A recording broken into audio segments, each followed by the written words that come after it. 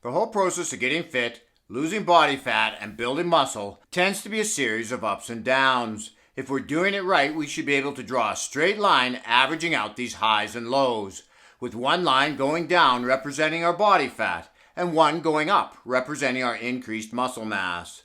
This should be happening no matter how old you are because we can get fit and build muscle at any age. Losing 10 pounds of body fat for good, whether it be that first 10 pounds or that stubborn last 10 pounds, can be a real challenge. When we get stuck in our weight loss efforts, we need to double down and reassess our weight loss plan. But this doesn't necessarily mean eating even less. The first thing we need to do is look at the plan that has gotten us this far.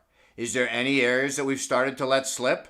It's summertime. Maybe we're having a few more beer than we normally would have. Or we've started to have a dessert after dinner a couple times a week instead of just once a week. Our portion sizes could be slowly increasing. It might just be that we're not quite as active. This often happens when we move from summer to winter. With the colder weather coming, we're just not as motivated to go outside and do things. Once we've looked at our plan and decided that we've been sticking to it, then we need to look at the details. For example, how fast do you eat? Now it sounds like a bit of an old wives' tale. If you eat too fast, then you'll gain weight. But they did a study on a group of healthy men and fed them ice cream. I know, ice cream. How does a guy get into one of these studies?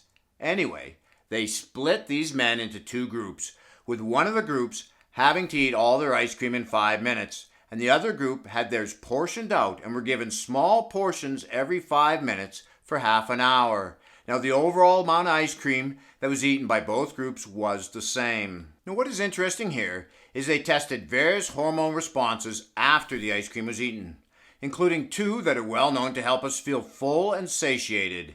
These are glucagon-like peptide 1 and peptide YY. Both of these were substantially higher in those who took longer to eat their meal, indicating the rate we eat can affect our feelings of fullness.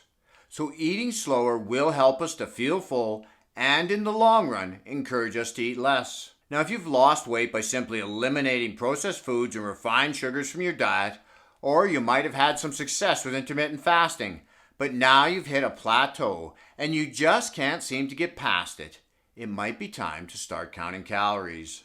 They did a meta-analysis on 37 different studies involving over 16,000 people doing various different weight loss plans. And what they found is that after a year, those who tracked their calories lost on average 7.3 more pounds than those who did not. Do you find that you're regularly blowing your diet or over-consuming food on the weekends?